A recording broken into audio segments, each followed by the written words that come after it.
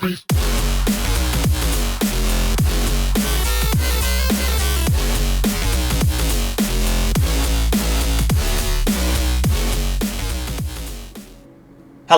everybody. Sinesk111 here, and welcome back to more Civilization VII as Tecumseh. I'll be one of the first ones to point out that I seem faster in obtaining codices this run than in my failed run, but all that matters now is displaying them, and in turn I will have the next milestone in the Great Library Science Legacy completed. So in order to do that, I'll need to convert either Missoria or Kusa into a city in the next turn, once I have the gold to do so. And we got our first flood, surprisingly, from the Morava River.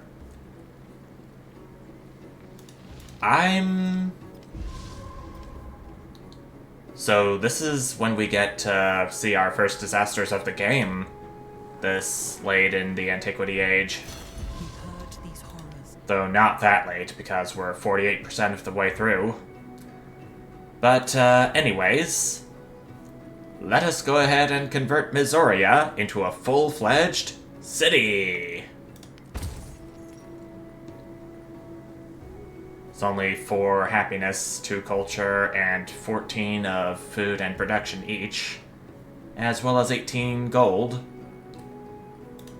But with production, I'll be able to build a library within the town center, or city center. Kusa's still a little town, but I might be able to convert it into a city in time. Maybe once I've settled a 4th settlement.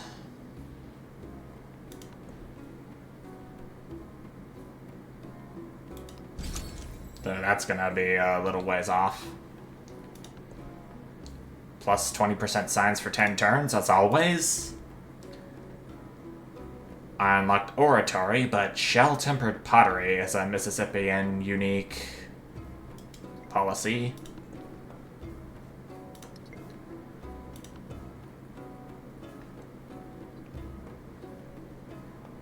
I'll try Shell-Tempered Pottery and see what that does to my income. A lot, actually. Up to 32 now. I'm not gonna give Kusa specialization now. Specialization for now.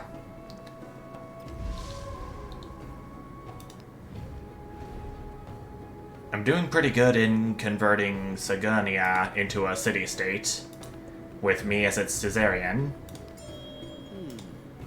And I'm getting all the gold I can from these open border deals from Ada Lovelace and the territory revelation deals from Ibn Battuta. And our farm's been damaged by that river flood. Only takes 1 turn to repair it. I could spend gold on it, and it's only just a little gold to repair stuff, but I want to save it for if something really dire happens. Sagunia is presenting me another generous gift. Birds and copper. An archer proudly strikes a ferocious pose before the coppersmith, who is crafting a plate depicting an avian warrior. The archer's friends mock his posturing, but he feels certain that, when the plate is finished, all will know and tremble before Mississippian might.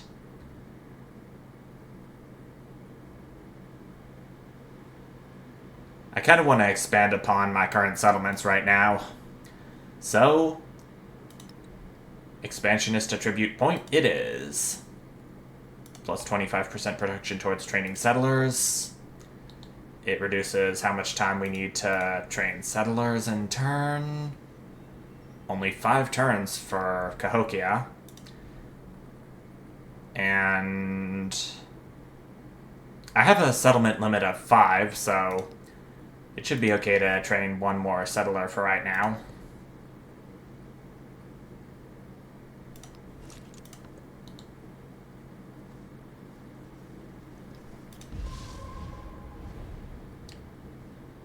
Another research collaboration between Ada Lovelace and me. I'll support it this time, since I don't think there are any more independent powers I can meet that I can befriend and become the suzerain of them should they become city-states.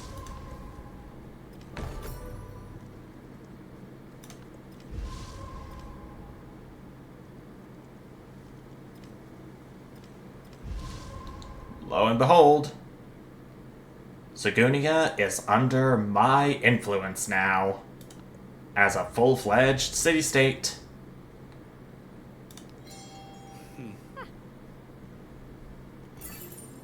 And I gotta choose its bonus now.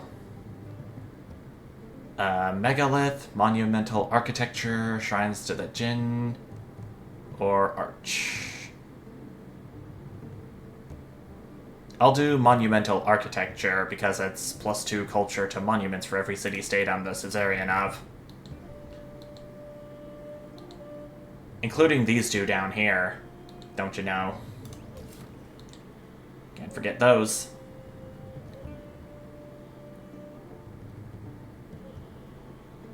I should probably settle... I'm just gonna settle at one of the recommended places up here. And the other settler can go down to the southeast, as it's always been. I had planned that from the start.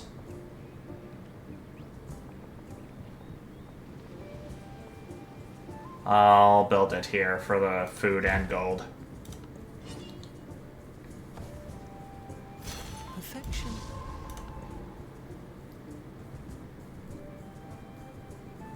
We have mathematics available right now to research, though it is going to take 16 turns to do so. An eye for... Though once I do settle both of these cities that I plan to do, I can get some buildings in there that can get me some science per turn.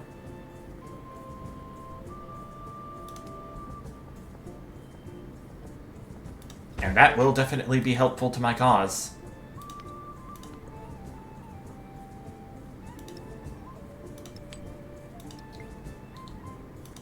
Culture is just as important as science. So I'll need to find a couple of ways to get that up too.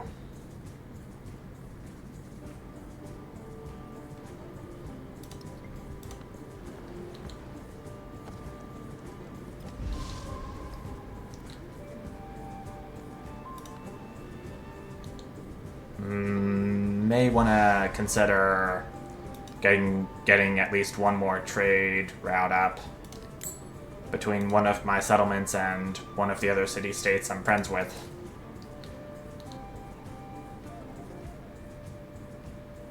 My settler has arrived, and the settlement name is gonna be Kansas. That would be Kansas for the U.S. state. That is named after the settlement I just settled. Expansionist attribute. Over the horizon, there is always another horizon. Reach grows like the dawn. Let me just put that into one of these two things. Let's do plus 10% growth rate in cities.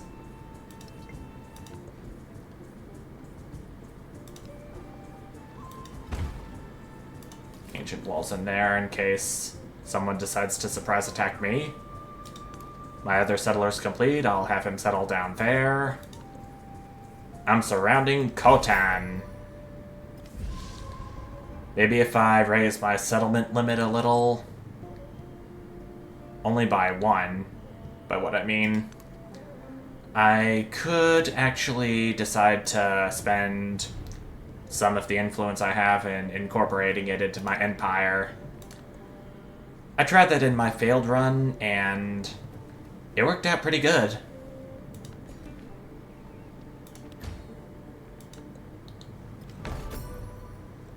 Though I did also learn that just because I successfully completed all the milestones of a legacy doesn't mean that the age ends immediately.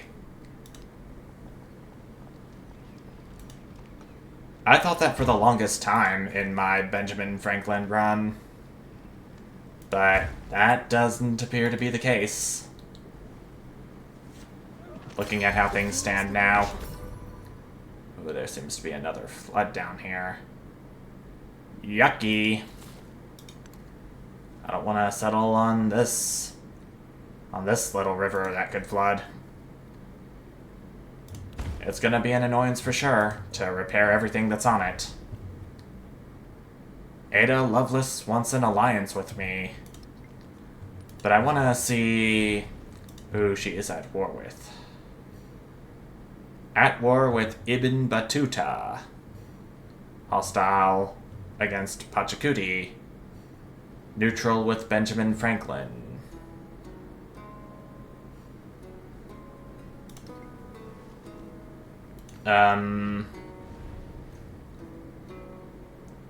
Sorry to deflate your souffle, but alas, I'm gonna have to reject that. Sorry about that, Lovelace. That's another thing that I've learned in all of my playthroughs of Civ 7 so far. It's that you don't really need to ally yourself with every single city-state you meet. Because if you have way too many alliances, then it's going to cause complex alliance triangles, squares, pentagons, and hexagons with all of the different people you're aligned with and all the different people that they are aligned with.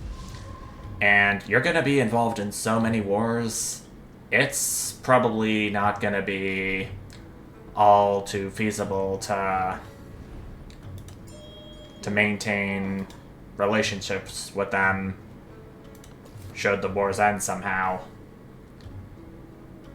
Okay, my settler has arrived, and it is going to be called Chickasaw. That's not the name that inspired a U.S. state's name. I'll say that.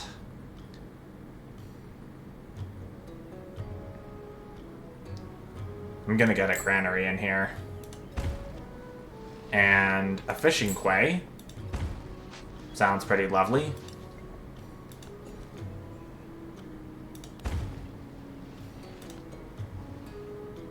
Cowlin, +2 food to capital, +4 food to any other city.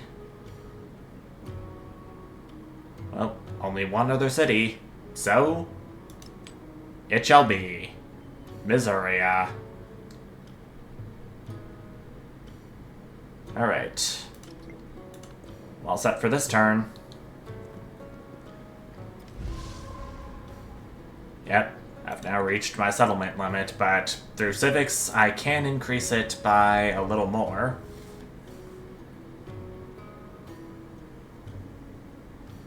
Well, yeah. I'll have both leaders reveal each other's claimed territory over time. Including the 5 settlements I've founded so far, with more potentially on the way.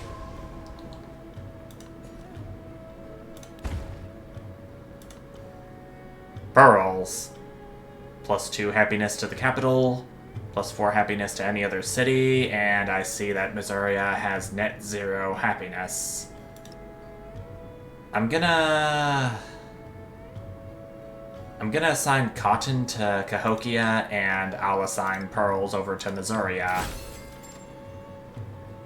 And I've completed a milestone for the Silk Roads legacy path for assigning 20 resources to my settlements. I have the option for an economic attribute point in the exploration era of the game.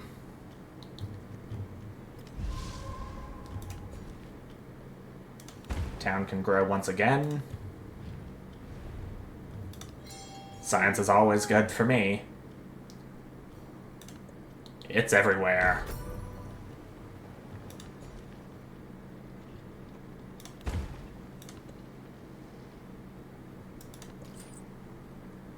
Okay, my Wato Nati is already at Segunia. After a couple turns. Plus 2 gold to Segunia, but I get the goat resource, it looks like. So there we go. Economic attribute.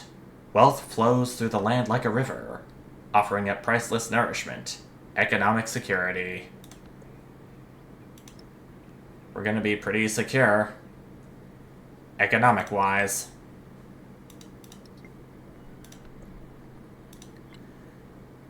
The only thing I can assign my attribute point to is +1 gold per age on the palace and city halls. And I got attribute points spent 45. It's okay. Remain less interested. River has flooded again, but that's not the worst of my concerns right now.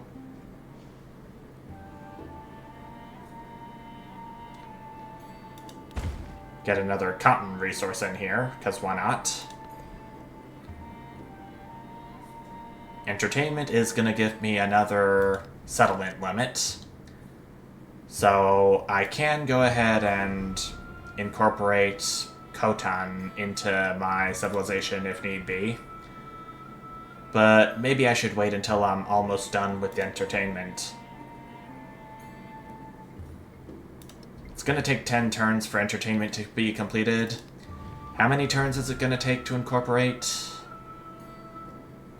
10 turns, so I'm going to be right on cue, but why should I risk it? I'll build another pot cop over the woodcutter.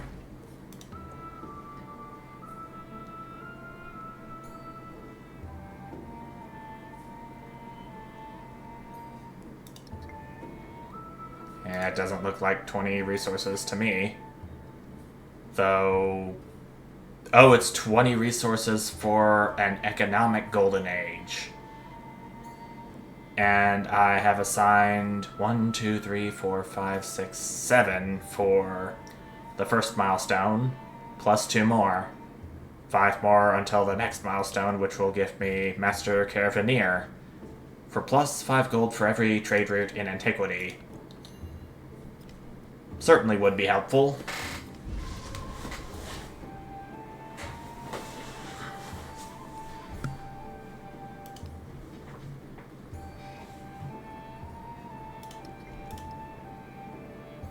I was wondering if I had a library in Missoria to display 2 of my codexes. It kind of disappoints me that whenever a building containing a Great Works slot is built, the things from your archive don't automatically go to the building you just built. That's kind of a quality of life thing that I hope the devs fix one day. It's gonna be annoying to a couple of people.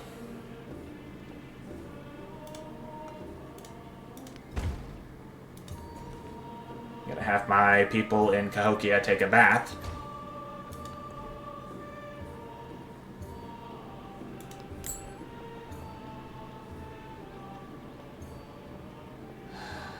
Both of these tiles are farms, but screw it. There's geometry in the humming of the strings. Okay. There's We got mathematics researched, and we can, in fact, build an academy in turn. So I'm gonna go ahead and do just that in Missoria. I need 780 gold for that. I do have a large income of gold right now, but I think the better thing to do would be to, say, wait for 14 turns. after the amphitheater's completed.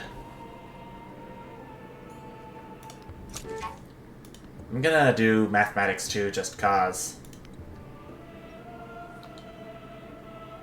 There's low happiness in Cahokia, and what can I do to bring it up, I wonder?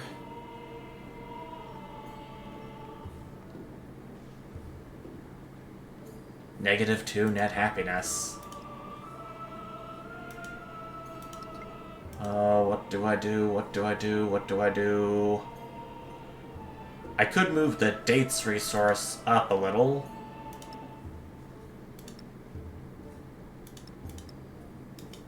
I can't actually unassign them. Oh, that is a bummer.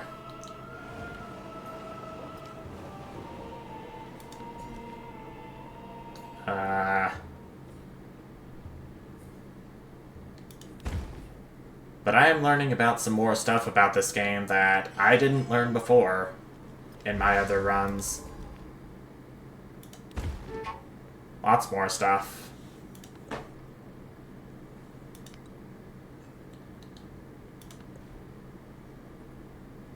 I don't want to give my town specializations just yet.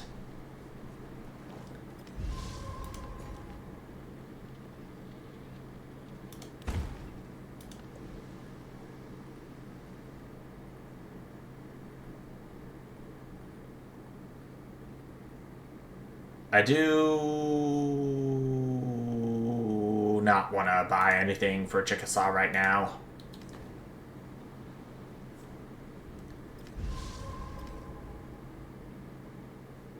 I almost have enough for an amphitheater to purchase in Cahokia.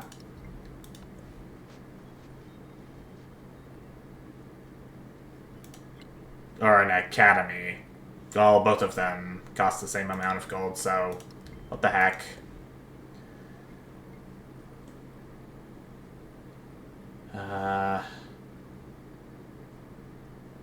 You know what? I'm gonna try for the Emil Bell. I'm gonna have to build over the mine for some happiness, since Cahokia has that net 4 negative happiness. So, yeah.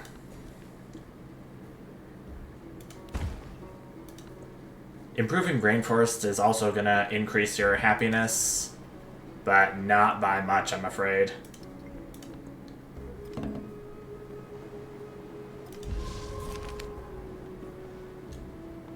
Ooh. Power at the center. At the heart of civilization, the capital city radiates authority. Banners bearing the sigil of empire flutter atop monuments to the power of a people united.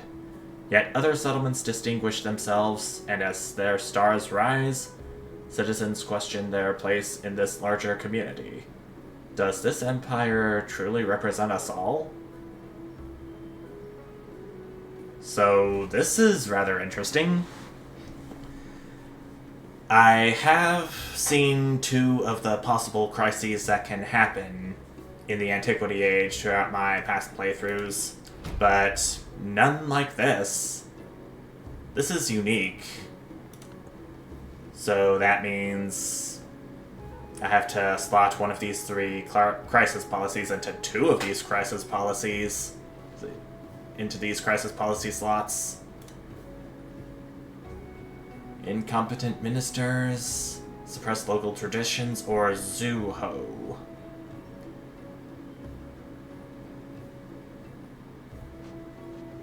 I'm obviously gonna do suppress local traditions because all of the settlements I founded. And I don't really want to risk unrest in the settlements I do have if I don't have walls around their city centers. So I'll do incompetent ministers instead. I do have the city-states I want to be suzerains of anyway, so not really that big a biggie. Moravia River's flooding again, but I'm glad I'm getting that fact out of the way because I am actually gonna go ahead and end this part off right here. I'm getting an academy built in Missoria. I'm thinking about purchasing one in Cahokia, so I can slot the other two of the codexes I have. I'm gonna be 3 turns until I research Mathematics 2, its mastery. The 56 science per turn should pretty much do it. And it should be fast enough. But the new crisis that I'm discovering just now, it is gonna be a pain in the butt to overcome, but my people will get through it. How? I'm not sure, but we will see in the coming few parts. Until then, thank you all so much for watching, and I'll see you next time. Bye!